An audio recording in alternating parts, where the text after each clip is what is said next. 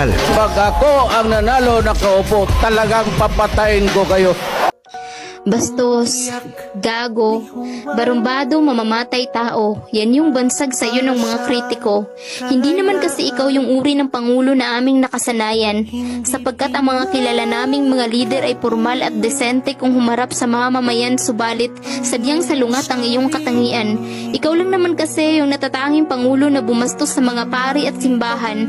Kahit ang Panginoon ay hindi mo pinalagpas at minura mo ng lantaran, marami ang galit sa'yo dahil kampun ka raw ng kadiliman, ngunit ang hindi nila maintindihan na ang minura mong Diyos ay ang Diyos na sinasamba ng mga oligarko, ng mga magnanakaw at ng mga ganid sa kapangyarihan, ibang-iba sa tunay at dakilang Diyos na sinasamba ng karamihan.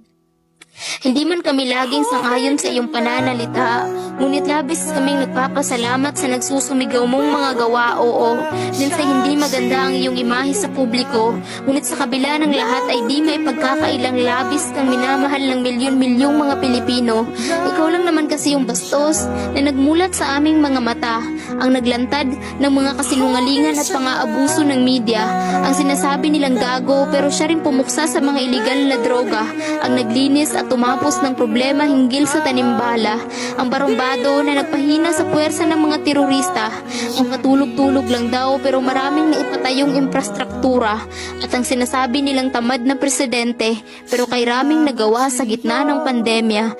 Ikaw yung bastos pero malaki ang respeto sa kalikasan. Sa pagpapalinis ng Boracay at Manila Bay ay paulit-ulit ka naming pasasalamatan. Ikaw yung sinasabing mamamatay tao, ngunit magandang bukas ng kabataan ang ipinaglalaban.